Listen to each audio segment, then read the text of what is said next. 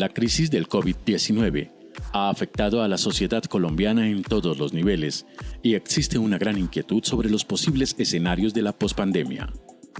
En el sector productivo, se prevé el cierre de una gran cantidad de pequeñas y medianas empresas y el consiguiente aumento del desempleo.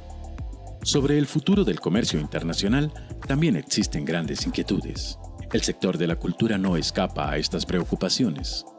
Desde finales del mes de marzo, todos los espectáculos artísticos con presencia de público fueron cancelados y al presente es incierta la fecha en que puedan reiniciarse. Si bien, en medio de la crisis los espectáculos en línea pueden parecer una alternativa viable, es poco probable que se convierta en una ventana de rendimiento económico para los miles de artistas profesionales del país. El medio audiovisual se ha visto afectado desde los procesos de grabación, que de retomarse, deberán seguir estrictas medidas de bioseguridad hasta las salas de proyección. Los museos también han tenido que cerrar, y aunque varios de estos espacios ya están haciendo pruebas para reabrir, será muy difícil superar la crisis económica que están enfrentando.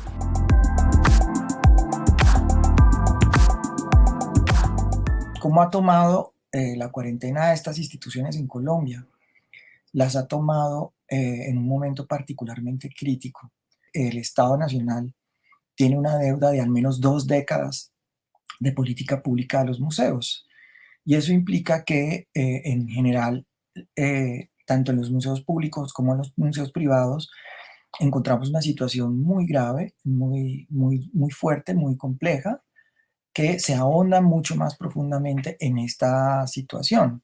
Al finalizar el año, en las proyecciones que se hacían para la recolección en taquilla de los museos eran unos 51.000 millones de pesos, y con toda la restricción de turismo, de públicos escolares y de otros tipos de público, en este año solamente por taquilla se va a recoger aproximadamente 7.000 millones de pesos. Eso implica una reducción enorme y estamos hablando de un elemento que no financia los museos. Los museos no se financian con su taquilla. La gran plataforma y la gran variedad de recursos tecnológicos que se da por la vía digital, pues es muy importante. Y en las grandes capitales y en los grandes museos normalmente tenemos plataformas muy robustas que atienden a un número muy importante de personas, pero cuando uno cruza el problema digital con el problema de la accesibilidad a la red, pues encontramos que definitivamente los museos tienen que reimaginar esta experiencia presencial a partir, digamos, del paradigma de la bioseguridad y del paradigma también de los impactos ecológicos que tiene esta relación o que tiene esta nueva variable. Ese es digamos, un dilema importante. Yo creo que los museos, digamos, no van a cambiar de forma radical digamos, en su articulación de esta experiencia presencial de relación con el patrimonio cultural, con el patrimonio histórico, con el patrimonio natural, pero seguramente sí van a ser mucho más radicales en este tipo de trabajo que han venido haciendo particularmente en América Latina, de convertirse en laboratorios sociológicos, en laboratorios de trabajo de convivencia y de convivencia en comunidad. Esos son los museos hoy en América Latina y no van a dejar de serlo, y yo creo que en la coyuntura los va a presionar aún más a que se conviertan en esa especie de vanguardia sociológica, de vanguardia cultural, que nos va a permitir, digamos, ser laboratorios de relacionamientos sociales con esas dos variables importantes, la de la bioseguridad y por el otro lado la de el paradigma ecológico. En el medio de las artes escénicas el panorama no es menos incierto y se especula sobre el destino de expresiones artísticas como el teatro, la música y la danza.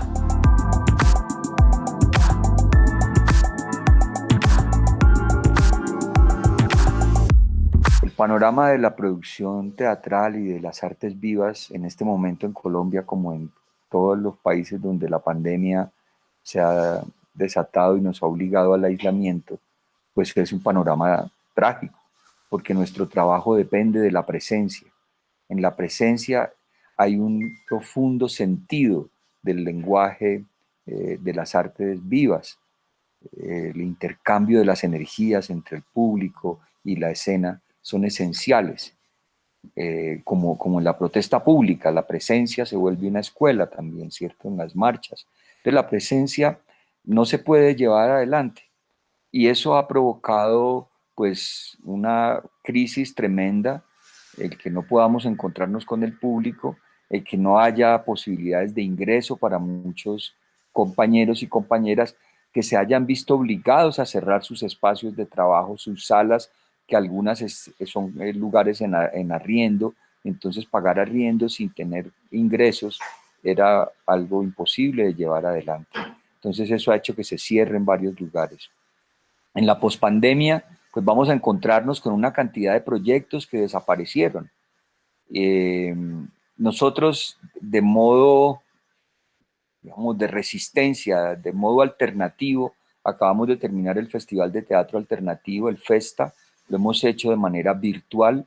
Por supuesto, el asunto central de nuestro trabajo, que es la presencia, no se pudo hacer de manera presencial. Lo hicimos así como estamos haciendo esta conversación, a través del espejo negro de las pantallas, pero era la única alternativa o no hacer nada. Y tuvimos una respuesta extraordinaria, tanto de los grupos que participaron como del público. Alrededor de 200.000 espectadores. Normalmente el festival tiene 30.000, entre 20 y 30.000, dependiendo de la cantidad de tiempo, de semanas que lo hagamos. Fueron 10 días y en esos 10 días hubo 200.000 espectadores, encuentros con gente de todo el mundo y un estímulo creativo a colonizar los espacios web, a colonizar el espacio web con la creatividad teatral. Platón, en el Iono de la poesía, planteaba algo muy interesante. Decía que el encuentro de los poetas con su público producía una comunicación que estaba más allá de las palabras y más allá de la danza, que era algo que producía una iluminación producto del contagio, como se contagia, se imanta, se contagia de magnetismo una cadena de acero al ponerle un imán a uno de sus eslabones. Ese magnetismo, esa peste del contagio de la presencia, eso no va a desaparecer. Nosotros no vamos a dejar de hacer el teatro presencial. Este lenguaje experimental a través de los espejos negros de las pantallas es un lenguaje que no es teatral. Tampoco es cine, ni es radio, ni es televisión. Es otra cosa, ¿sí? Pero no es teatral. Podríamos considerarlo una posible teatralidad ampliada, pero una teatralidad sin la presencia no es teatral.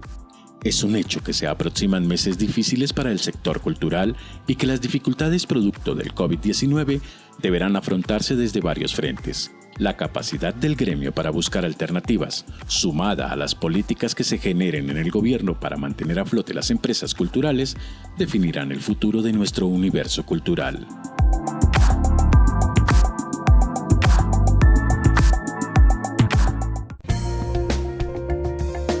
Universidad Nacional de Colombia, proyecto cultural, científico y colectivo de nación.